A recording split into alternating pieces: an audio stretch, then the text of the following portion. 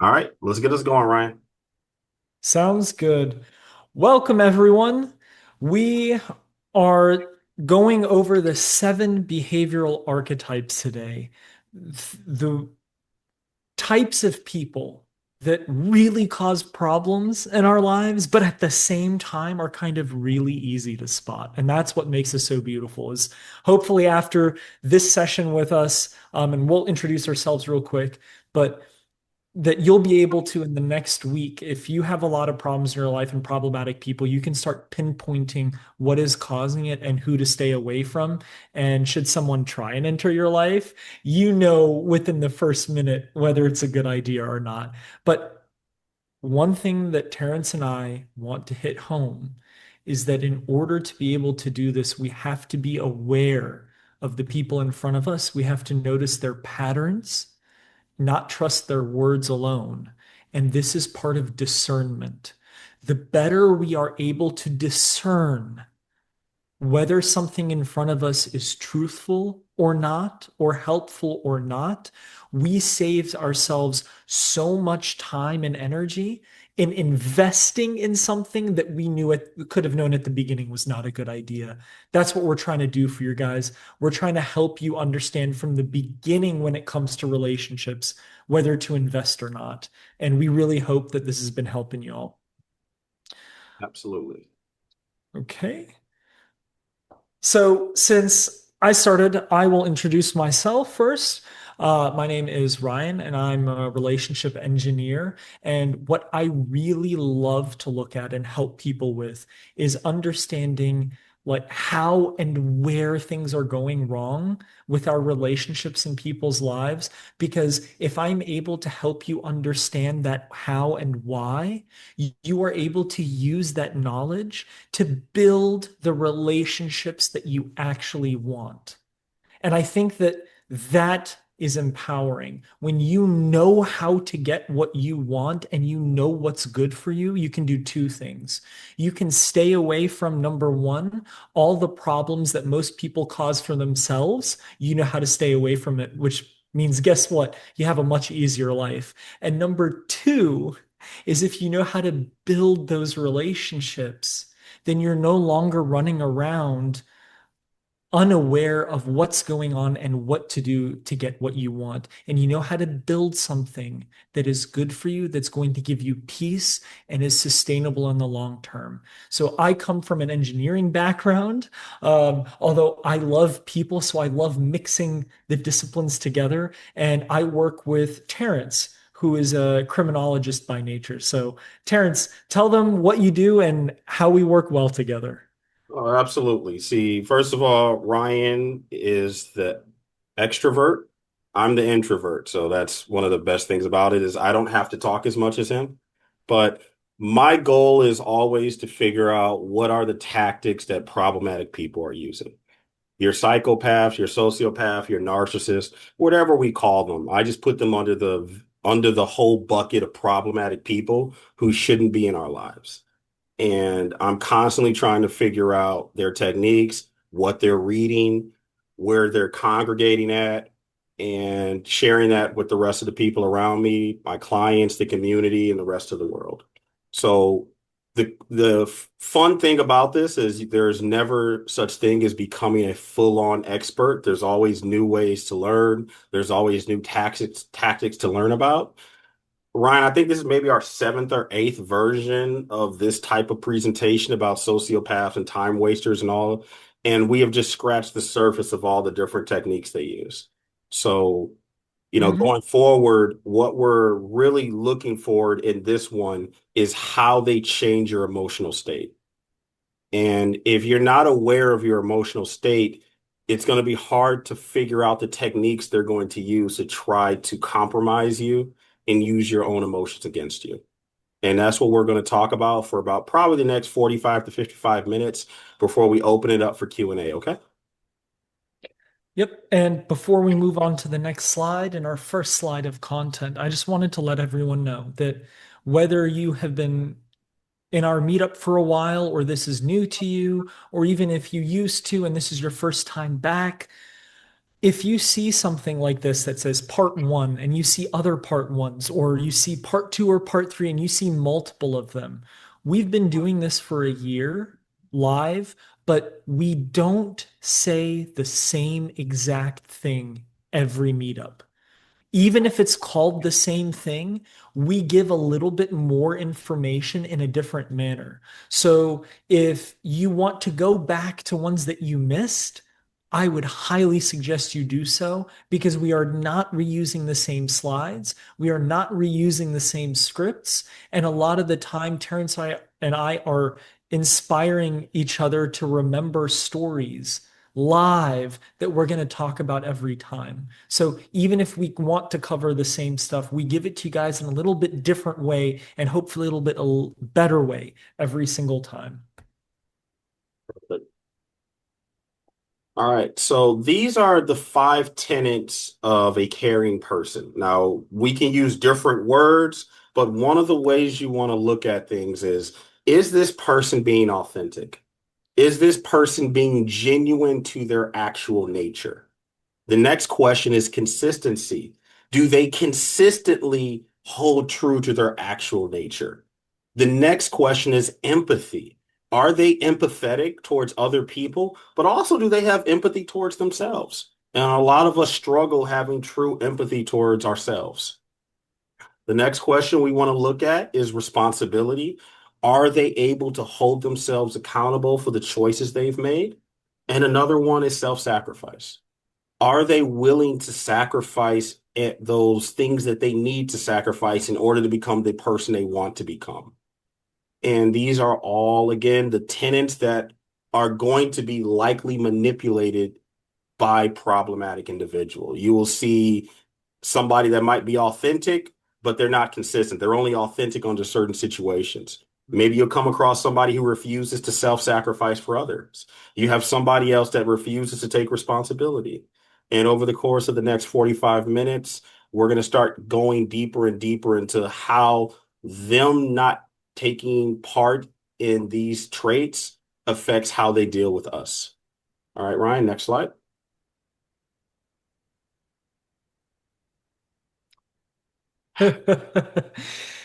So, this is one of the hardest things when we decide to do something different, is that when we decide that we want a different life, we want to have a different set of friends, we want a different job, all for the goal of having a better life, having a happier life, having a more fulfilling life, having more fulfilling relationships.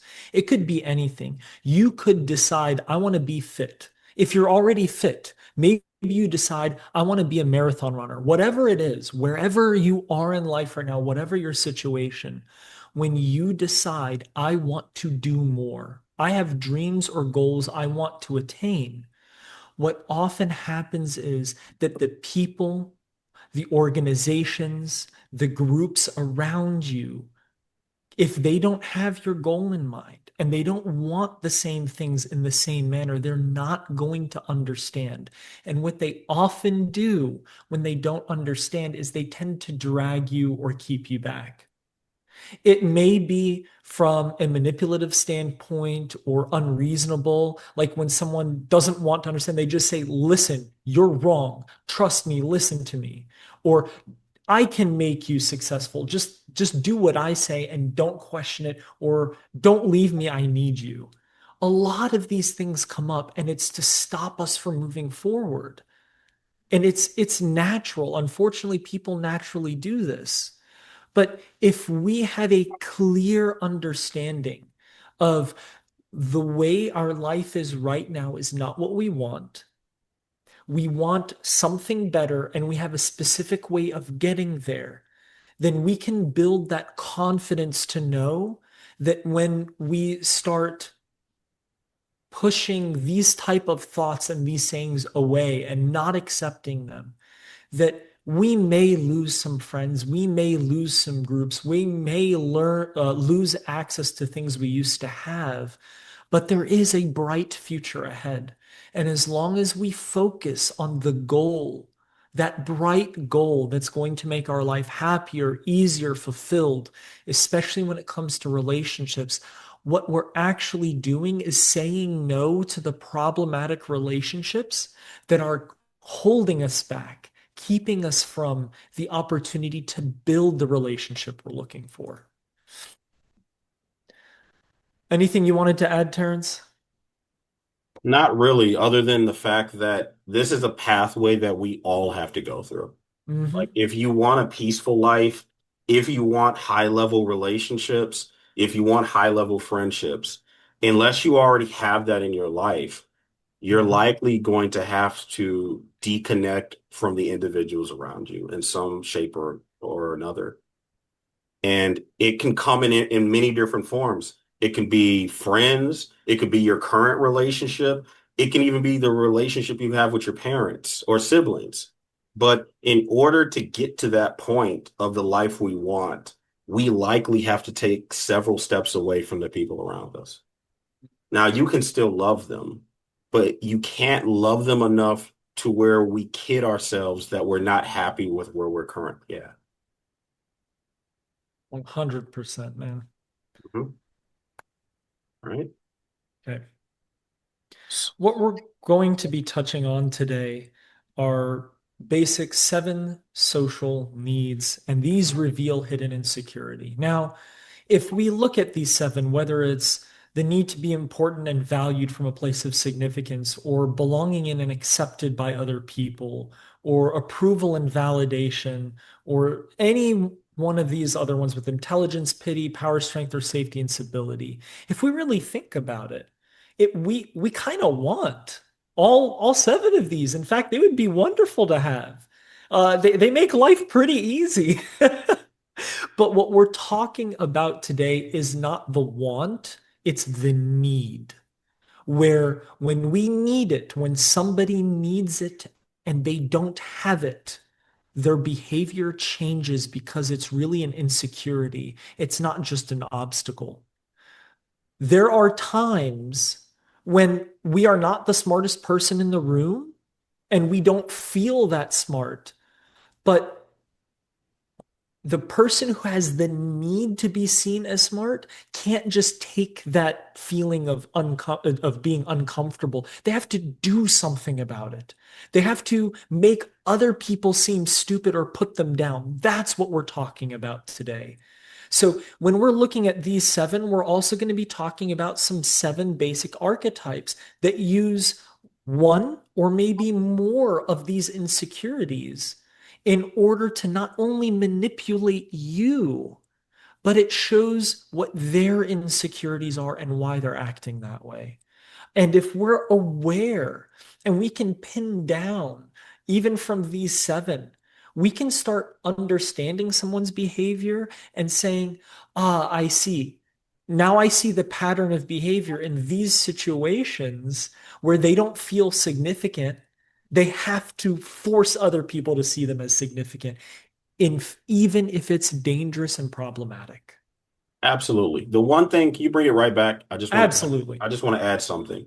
So when there's a problematic person that's high in sociopathic behavior or somebody that wants to manipulate, what they have to do is they have to figure out what type of insecurity they can exploit in someone. So if somebody has the need to feel significant, they will likely connect their product or their persona with helping you get that, even if it's not true. If somebody knows that you need sympathy and pity, that you've had a hard life, that things have happened to you, that's when they will exploit your sympathy. They will say, I see how unfair it's been, how terrible it's been. And there is a understanding in sales because from all the research I've seen, if you really want to understand how manipulators think, learn how sales works because there's no greater form of manipulation than high level salespeople. They're the Mhm. individuals that can convince someone to get a 27% interest on a Kia that's 20,000 over list and somehow get that person to sign it. Mhm. And again, when we look at these needs, you have to be very careful letting individuals know your pain points. There's a line, if people will cry, they will buy. And that they'll buy into, they'll buy into products, but also they will buy into bringing people in our lives. And we're going to go deeper into this. But if you need strangers to love you and care about you, you will consistently find yourself being exploited. All right, let's continue. So these are the seven behavioral archetypes. And these are the archetypes that feed off of knowing what people's social needs are. This is a book that me and Ryan are going to be coming out with, hopefully in the next 4 or 5 months. But when I look at all the cases I've had, when I looked at a lot of the literature, whether it's Inside the Criminal Mind or some of the others, a lot of whether the person's a sociopath, narcissist, or whatever, it can be difficult to notice exactly what side of the DSM someone is. But what's a lot clearer is the mechanisms they use to exploit resources from other people. And we're really going into these tactics. So the first one we're going to talk about is the emotional leverage operator, then the reality fluid narrator, then the instrument relationship extractor, the intensity dependent disruptor, the externalized blame identity, the status triggered underminer, and the certainty driven enforcer. This is we're good. Well, we tried to make it not as complex as it naturally would be because to make it that complex, we can do a larger webinar, but that would be something a little bit more intense, and that's not for everybody. However, the recording will be very important just in case some of these are a little bit more nuanced to pay attention to. All right, Ryan, let's get started with these One guys. thing I wanted to just bring up before we get into our first one is Mhm. that we've given names to these. We may not settle on these names, these labels. It's not important to memorize the label. We put in red, really, if you want to summarize it, what each one is doing. And so if you kind of focus on how it makes you feel and like the emotional leverage operator will get into, it's guilt and obligation, it's a lot easier to remember.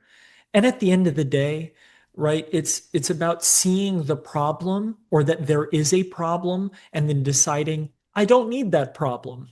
So if you want to take notes, take notes. If you want to rewatch, rewatch. If you want to memorize, memorize. But if you can't, or there's a lot of information, it is totally okay to not remember or have written down all these labels or use them. What we want is for you to be able to see a problem coming and then tell yourself, no, thank you, I don't need it, and just move on from it. That's what we're really trying to help you do. 1000%. So we start with the emotional leverage operator. And so what they do is they apply pressure to you. And the pressure is in the way of emotional force. They might use obligation, duty, responsibility, narrative seeking. But what they're trying to do is to keep you on a pathway that they have set. You notice this a lot with families, where maybe you've decided that there's a tradition you no longer want to do, but they're going to say, "No, don't do that. That's not who we are." And they play on often our fear of abandonment, that if we don't do what they say, they're going to pull back love. A lot of the people I work with, this has happened in households, especially in childhood, where love was optional depending on their family or their parents' emotional state. When their parents were happy with them, they showered them with love. When the parents weren't happy with them, they pulled back love. And so this is very important because when we're out in the relationship and dating world, we might fall into that pattern of thinking that somebody treating us with respect and integrity is optional. And that's when we fall into the clutches of narcissistic and sociopathic individuals. So just Pay attention and say, are they trying to use my guilt and obligation as a way to control me? Anything you want to add on that, Ryan? Nope. I think that's well said. Absolutely. Okay. The next one is the reality fluid narrator, or basically where in their daily dealings, the truth is optional. This means that if you have a misunderstanding, a misconception, something's wrong, but it plays to their advantage, what does the truth matter? What matters is, are they able to get what they want? And the problem with this is that what is true, what is the reality in front of them, is not as important as the story they tell you so that they can get what they want out of you. It is a lack of commitment to the truth. So the facts that they may give are only given because they're convenient to the story they're telling. But what ends up happening is they jump from story to story, almost as if they're acting or performing in different situations to get different things out of different people. This, I want to be very clear, this is very different than me knowing what Terrance values and giving that to him and making, a friend and business partner and a close person to me happy so that we can move forward. Whereas my mom or my wife may value something different. That is different than what we're talking about here. What we're talking about is misguiding, misleading, and even to some point, making up stories for the hell of it to get people to do what they want them to do. And the easiest thing to do with this type of person is if they tell so many stories, start writing them down. What you'll often notice when you keep track of the way they act, the stories they tell, you find out that they are more convenient than truthful and they don't add up. And if somebody's stories don't add up, it's a very good indication that what is happening is they're a storyteller and they don't care about the truth. A huge part of this, though, is that you are not being treated as a person. You're being treated as an NPC. You're being treated as a character that moves their story forward the way they want. You are a resource. You are not the person they're building a legitimate relationship with. Absolutely. Anything you wanted to add, Terrence? No, that's very true. It's they have no connection to the truth. The truth is just a plaything. It's like when you watch modern politics. There's Yes. modern politics or sometimes the weather. And the weather's been pretty accurate today. But but what you're looking for is somebody that's devoid of shame. Hmm. Because when you have integrity and you're wrong about something, there's a desire to make good on that. But when Yes. you don't have an integrity, when you're not a righteous person, the truth is something you can play with. And they don't even go back to it. It's below them to apologize. So when you're dating somebody, if somebody has a serious problem apologizing for clear boundary violations, that's Hmm. an issue. That's Yep. a huge issue. Another thing I wanted to bring up for this, before we move on, is another way we can recognize this type of person is if you find something factually wrong in the story they're telling and you are able to bring it up, can they easily apologize or say, you know what, I made a mistake in my memory, you're right? Or do they stick to it no matter what? And I'm clear, it has to be something factually, provably wrong. Because, we're not trying, our memories also fail. We don't want to start blowing up relationships simply because we might have misremembered something. But somebody who is wearing this mask where the truth is optional is the more they influence people in their lives, the more they manipulate them, the more they tell stories, the more comfortable they feel making up grander and grander stories. And the less they actually practice integrity, like Terrance is saying, if they cannot deal with telling a story that might be wrong, or people saying, actually, it doesn't make you look good, it makes you look bad. If they're not able to accept that, and they have to be right, and they have to be put in a good light no matter what, you know this is somebody with an agenda. They're telling the story to get a specific reaction out of you, not because the story they're telling is true and because the truth itself needs to be heard. True. Right. The next one is the instrumental relationship extractor. Now, that sounds like a very technical term. So, like I said in the beginning, if you look at the red highlighted part at the bottom, that's the part to remember that people are seen as a means to an end. You are not the value for the sake of your existence or building a relationship for the sake of the relationship existing. You are being treated as a resource to their goal or their ends that they want. So, this type of dynamic is you have a whole lot to give. And what do they have? They have a whole lot to take.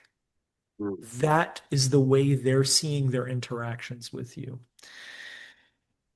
So, attention, affection, loyalty, and effort is seen purely as transactional, meaning I am going to give a specific amount of effort, but I expect the person to give the same or more, and only so that I can use that to achieve my goal. Even if that person gives that to me, if it doesn't help me, guess what? They're not helpful to this type of person anymore. So what ends up happening, you don't hear from them. They distance themselves.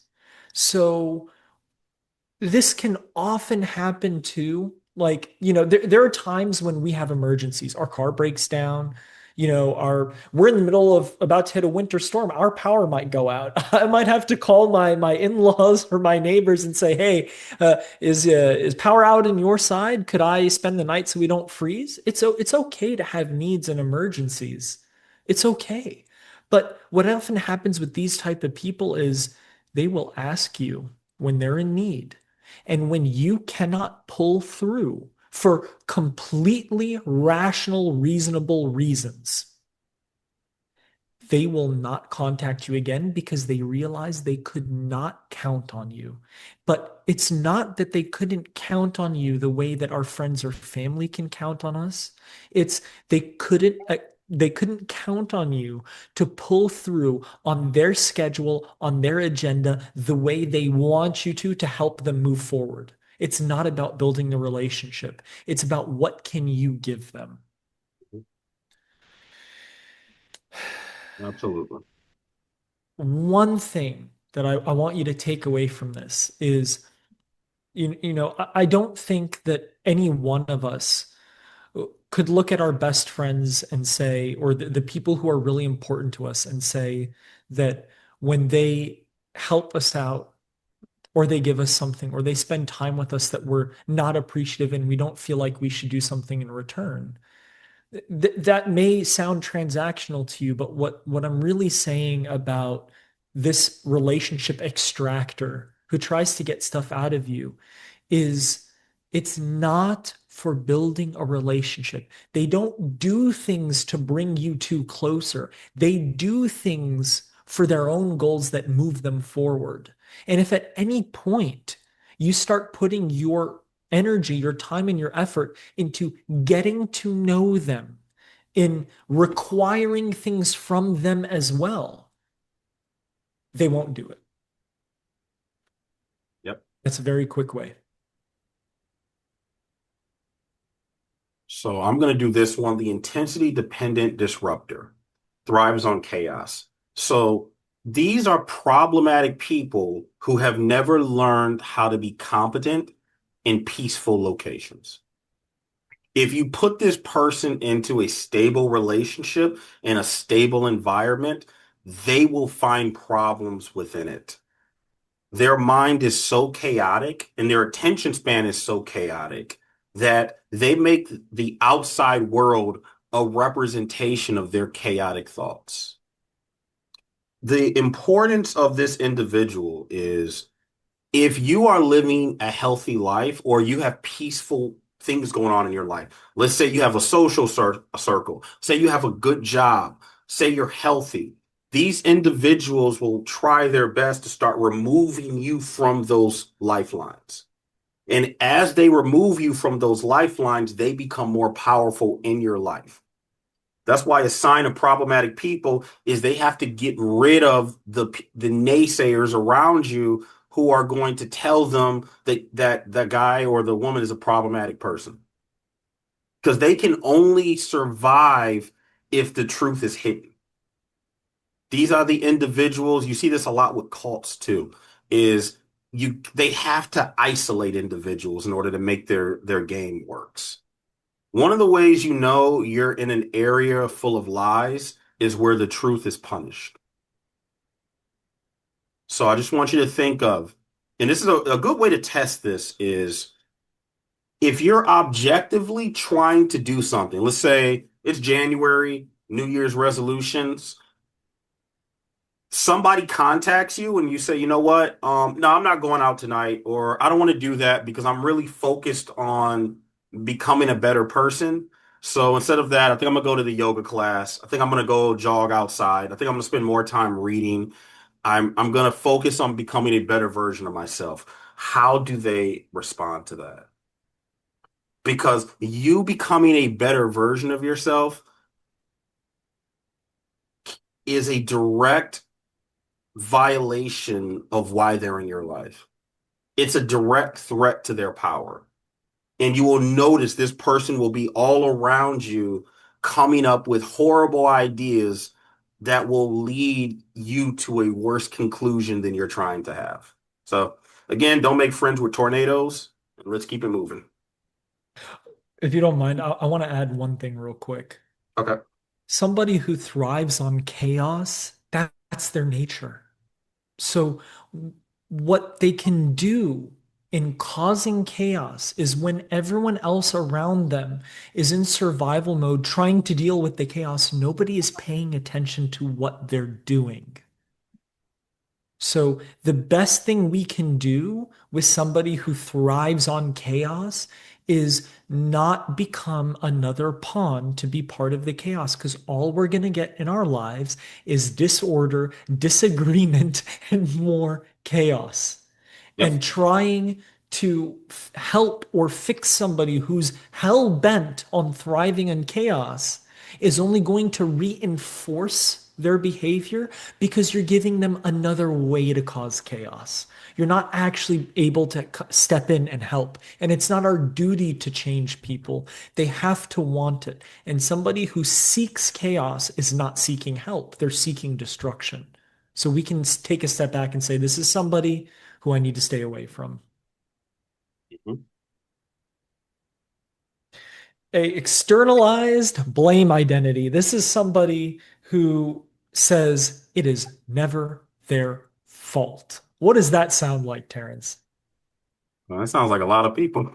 That's what, unfortunately, but it's a lot of people that you can come across when you're trying to go through the period of time where you're trying to fix your life. Hmm. Well, like, and it's this weird predicament. When we start trying to fix our lives, we often put a spotlight on individuals who are either not working on fixing their life or actively trying to make our lives worse. And you, it's such a strange predicament where somebody's desire to improve themselves will often become a conduit for someone else's failure. And it's this, I saw this a lot in cases where children were trying to do right for themselves. And I say children, they can be 30 or 40 years old, but their parents were their biggest, adversary. And their parents would blame the children on why they couldn't become more successful.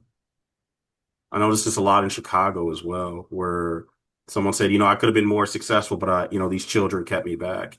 And the children hold that in and they suffer because of it. You know, this happens in romantic relationships as well, where you're in a relationship with someone, but the relationship that they have with you is blame. When things don't go well for them, they blame. When things do go well for them, they keep all of that to themselves. They rewrite the story as if they were the main character and they did it all by themselves. And these goes by, we often call people like this narcissists and other terms, but we just have to look and say, am I constantly the bad guy in another person's story?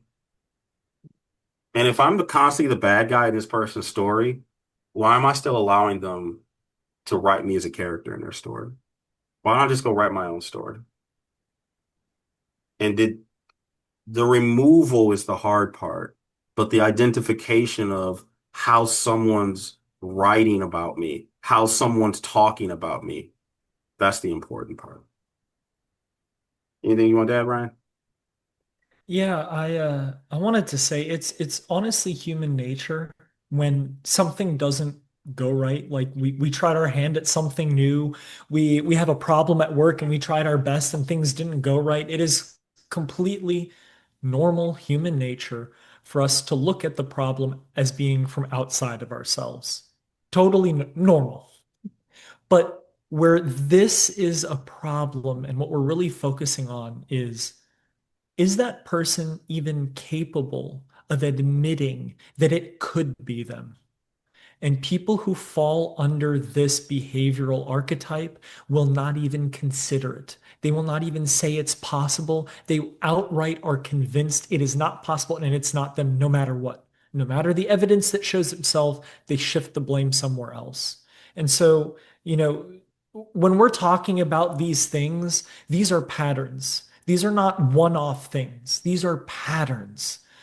We all have a bad day. We slip up. We might do one of these by accident or because, maybe we don't know how to handle all the new situations that were thrown in our life that day. It happens. We all make mistakes.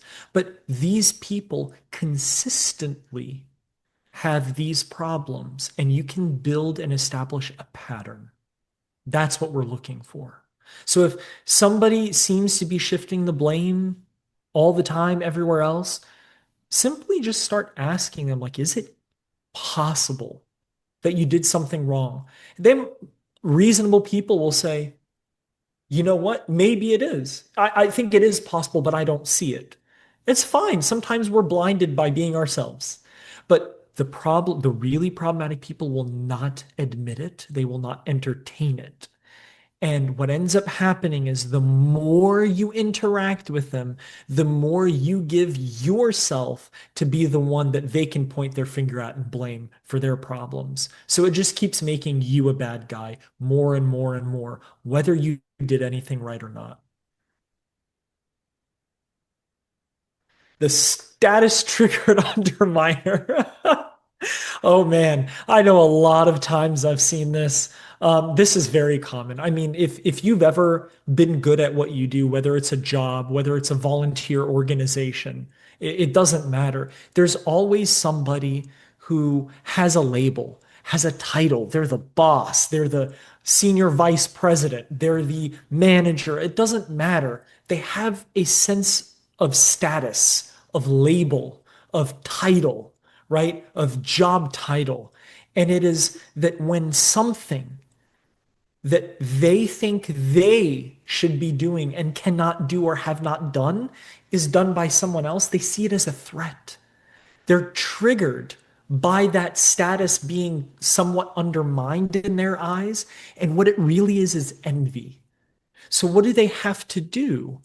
They have to downplay the other person's significance or ability or potential or the value of what they've done and squash it so that they still see their status as not being competed with. And I want to be very clear. A good leader will not see this as a bad thing.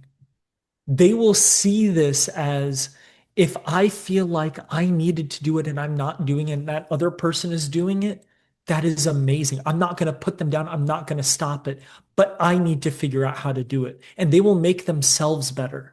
They do not crush the value in other people simply because they feel like they should have been the ones doing it.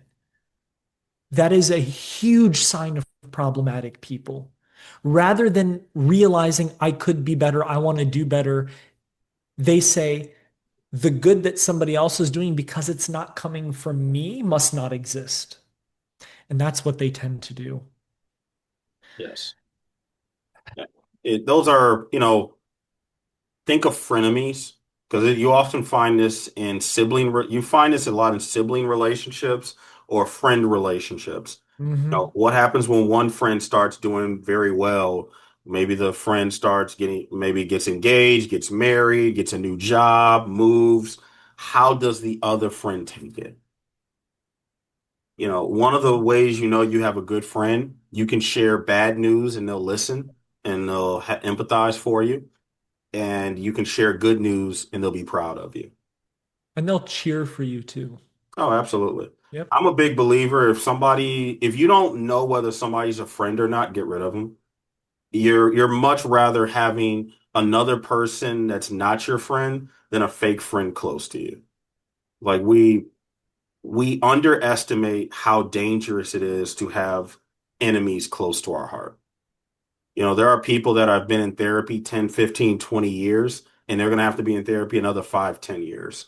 If the wrong person gets close to our emotional state, we might never come back from that. And the most dangerous, probably I would say the most dangerous activity people do is bring the wrong people into their life. Hmm. Yeah. So, and it's so common, especially with online dating, with people finding people off Facebook, and we're bringing people into our lives who have no connection to our social circle. There's no checks and balances. Nobody knows who these people are. They're not accountable to our other friends. They're not accountable to our families. We're just bringing people into our lives. And again, as somebody that does this for a living, it is literally one of the most dangerous things you can possibly do because nobody can quite hurt you like an enemy from within. Hmm. If you look at almost every major motion picture, the ultimate villain is always coming from the inside. It's always coming from a friend, from a brother, from a sister. Those are always because they know they have so much ammunition about us. They truly know who we are. So they truly know how to exploit those relationships. So when you start seeing envy, when you start seeing those little pricks, poisonous praise, me and Ryan are going to make a video. We're going to put it on Patreon about the danger of poisonous praise and just those backhanded compliments. Yeah. Because envy is very rarely direct. And I'll tell you right now, I'm not a fan of somebody even pretending to be envious because Hmm. a lot of jokes have too much seriousness involved in them. So just be aware out there, okay? Well, one thing I wanted to add, because Terrence and I have seen this, is it's really easy to hear what we're saying about be cautious, be careful, and then there's the tendency of some people to, when they go out there, they see everybody as problematic. And what I want you to take away from this, it's not that everyone is problematic. It's that when you come across somebody you don't know who they are. So what can save us is saying, I don't know who this is. They potentially could be not good for me. Let me figure it out. But if we start coming to every person in every situation as they are guilty of being problematic until they prove otherwise, we are going to not only drive reasonable people away from us, but we're also going to make our own heart and our own lives a little darker every single time. And we don't want that. So people, when we don't know them, have the potential to be good or bad. But before we make a decision, before we give them access to our lives and access to our heart and access to hurt us. Let's just first figure out whether they are worth it or not. That's what we're saying. One thing I wanted to add is I just quickly was able to just notice a quick comment. It asked, what is an example of poisonous praise? One of the defining traits of how poisonous praise is used in practice is it's a compliment that locks you into a form of being where you can no longer change.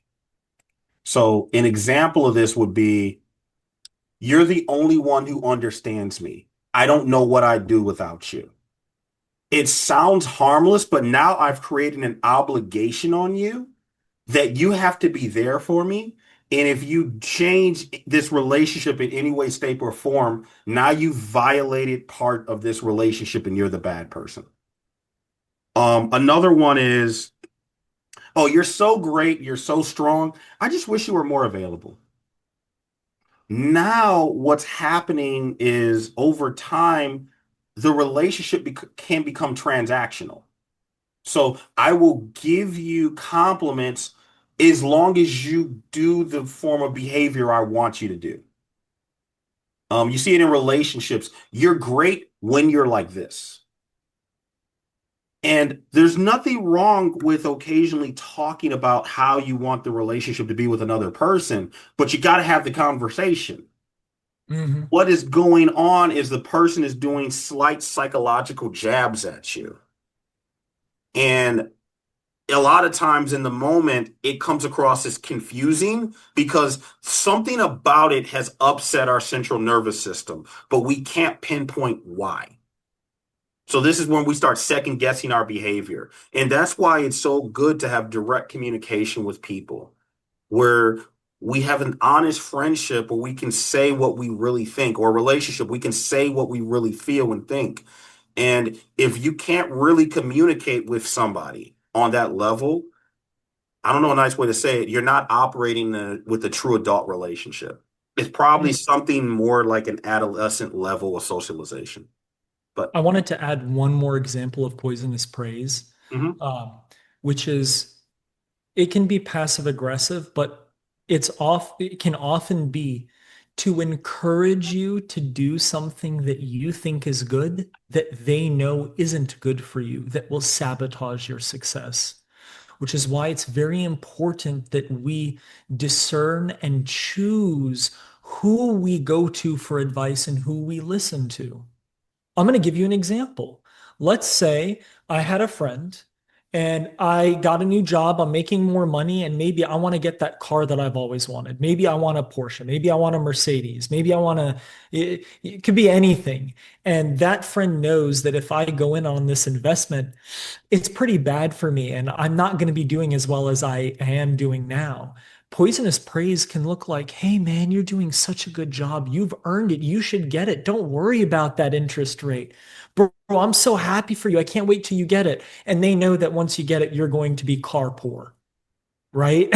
You're going to start struggling, and then they're going to feel better about themselves. That's another form of poisonous praise. They're going to praise you to make you believe that what you do or want to do is good for you, but they know it'll hurt you. Just to add, because somebody asked, how do you respond to it? The best way to do it is something called de-hooking. So I want you to think that you were fishing and you got the hook. You actually got the hook in your hand. That happened to me because I was incompetent, didn't know what I was doing when I was fishing. And you de-hook and you release and you put out the boundary. So somebody tells you, somebody tells you, you're great when you do this. Then I appreciate that, but I'm gonna decide how I operate. I know where you're coming from, but I don't want that to be the default. That's not good for me. Mhm. I like that, but I'm still gonna plan to make certain decisions, and I hope you respect that. So again, we're giving that person an out. We're putting the boundary, and I'm not saying that you're a bad person for violating that boundary, but now I'm going to reestablish the boundary, and now we're going to do this. Now, if the person violates the boundary again, okay, fool me once, Don't let somebody fool you twice and three times because now we're okay. And then if we have to get to that level, then I just go forward with it and say, put it on the table. It seems like you want me to do this. I just want to make sure we're on the same page. Is that what you really want? Because I don't see that that's good for me. It appears that you want me to feel shame, or if you seem to want me to go in this direction, and I don't want to go in this direction. And no disrespect, but if I head in this direction and it's bad for me, you get to watch, but I have to live it. We start putting forward the responsibility and taking the power from them and bringing it back on you because you're the one that's going to have to live that life if things don't turn out right. So we'll talk more about that in the Q&A, but I love that question. All right, let's go, Ryan. Okay. The certainty-driven enforcer.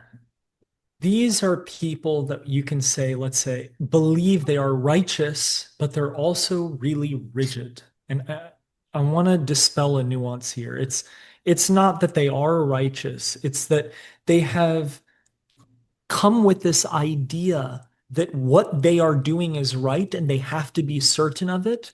And they hold that belief and then they stick to that belief no matter what. And that might sound like, man, I really wish I was sure of everything in my life. But here's the key thing to focus on.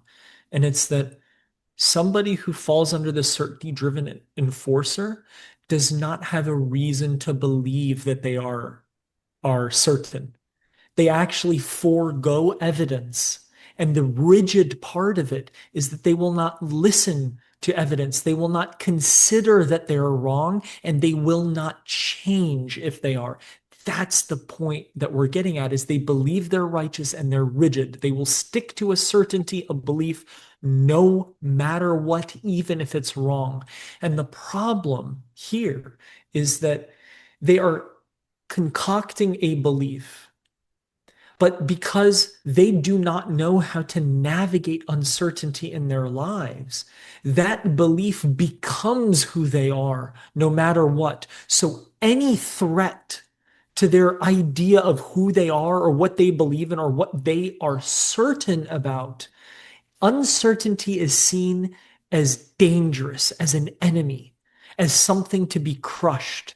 It's not seen as a potential truth to be discovered. So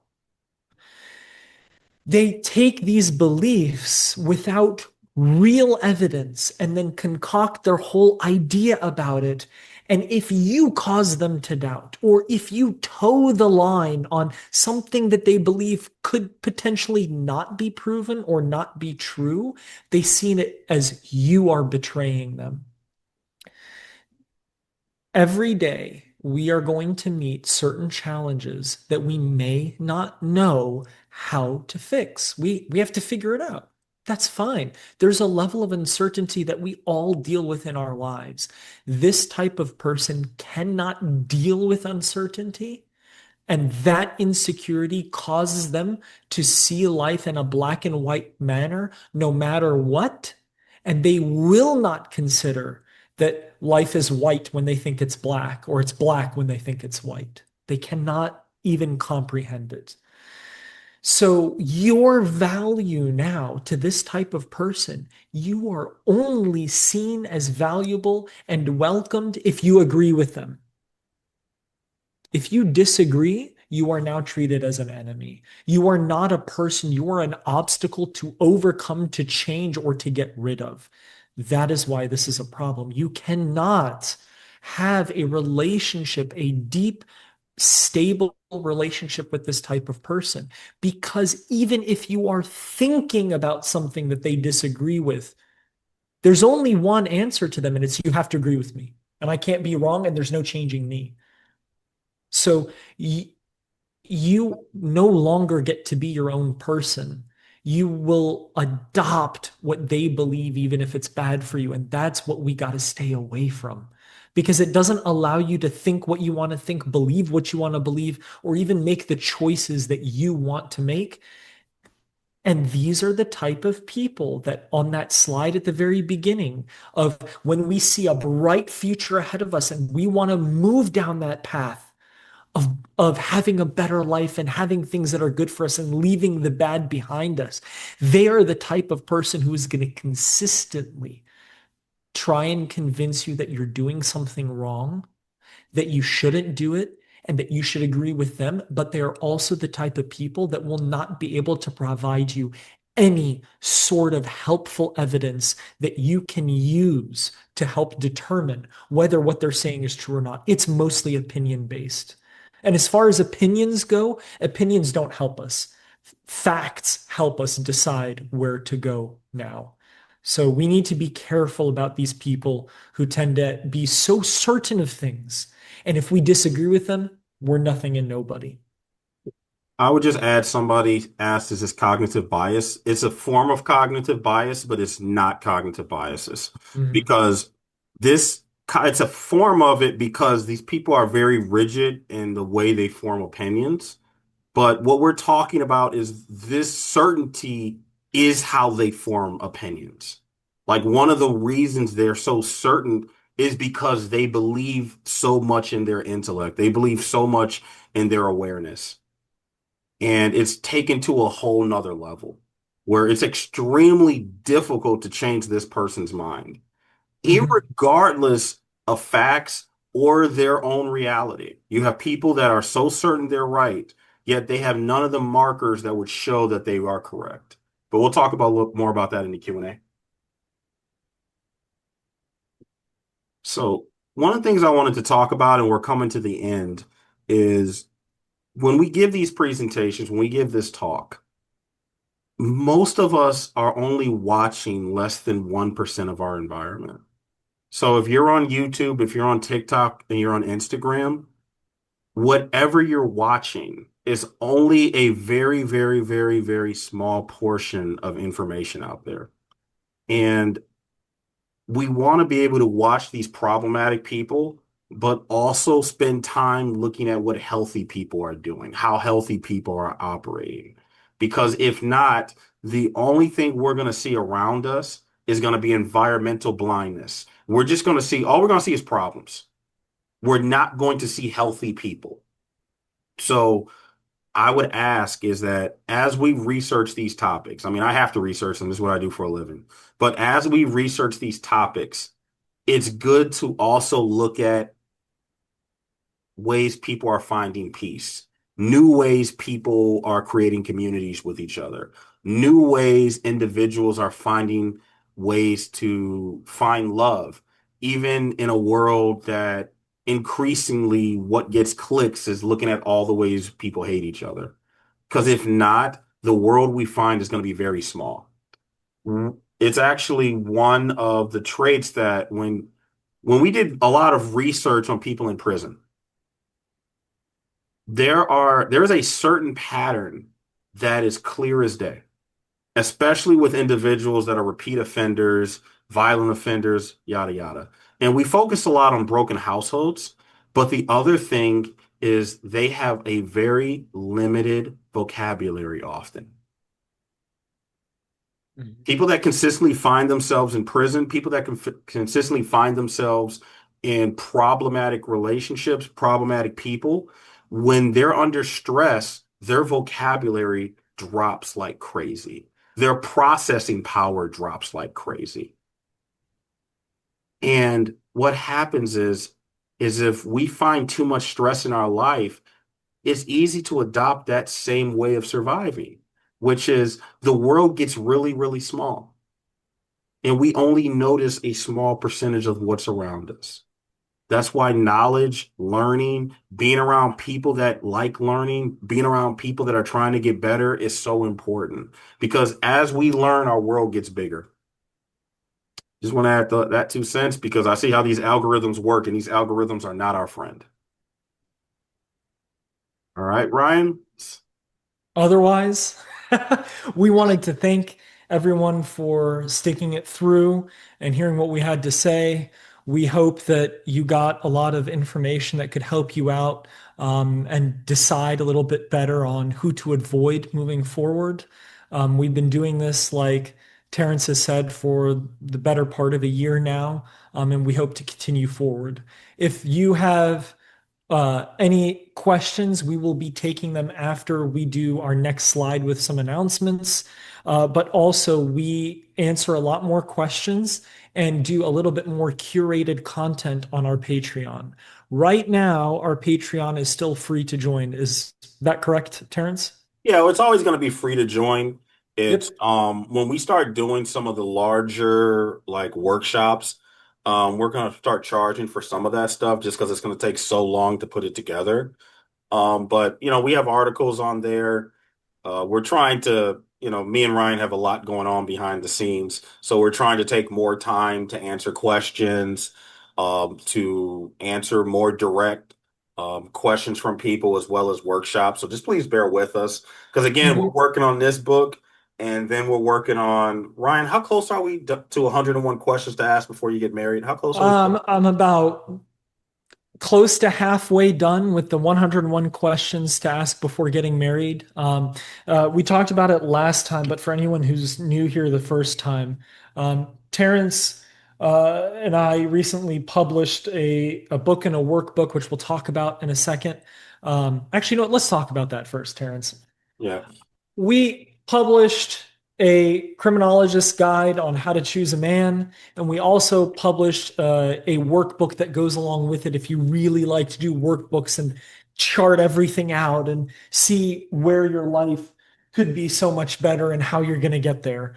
They're available on Amazon. I know that Jeannie and Andra have been doing a wonderful job as moderators and posting those links.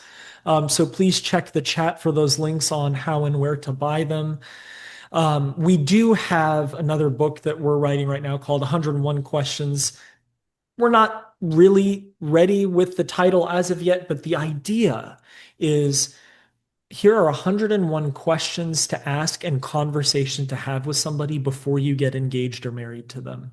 There are really crucial questions that help us understand how somebody is problematic or how they're really, really good for us, or the potential for them to be really good for us. They are also ways to get to know somebody at a deeper level. They're not just surface level questions. So we will have follow-up questions you can ask that really start a conversation to get to know each other and become closer so that every question and conversation you have that's telling you, I think this person is a good idea to continue to learn, I have more and more questions.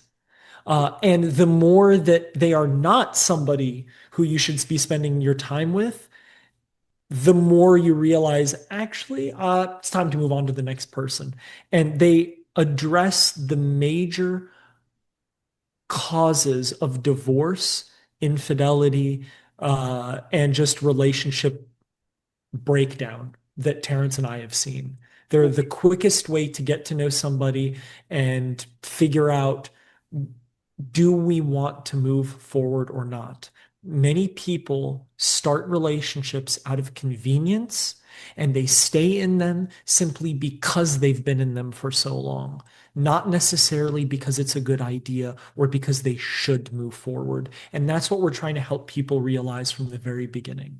So we're planning to do another meetup, one for the month of February. I believe right now it's scheduled for Saturday, I said September, Saturday, That's funny. February 7th.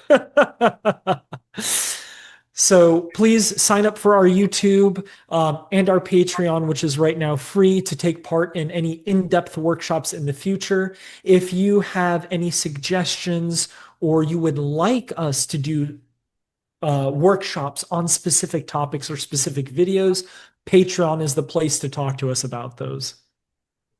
Mhm. Absolutely. Some of the question, like I'll just give you a question right here, and it's what's the longest someone was able to fake their personality around you before you figured them out? So what the questions we want are designed to get the other person to talk about their life. But Hmm. what often happens is we connect ourselves to people, but we never have those deep conversations. And we don't have these deep conversations until we're already deeply connected to them. So regardless of the answer, our heartstrings are already there. So Mhm. what we want to do is figure out what was this person's background and where do they want to go? And is this where I want to go as well? Yep. But with that said, we can go ahead and get into Q&A. If you Okay. have if somebody wants to raise their hand, it's the easiest way to get. Hold on. We prioritize people that raise their hands first, and if nobody raises their hands, then we'll start going into the chat. Oh, hands are being raised. Okay. So before we do questions, we prioritize live questions. So we will do a few live questions first, and then we will read from the ones in the chat, and then we'll go back to live and we go back and forth. So if you've put something in the chat, uh, we will get to it, hopefully. And if we haven't gotten to it yet, you can raise your hand, and if you're still on, we will answer it when we get to you live questioning. Otherwise, before we get to them, I just wanted to thank our moderators again.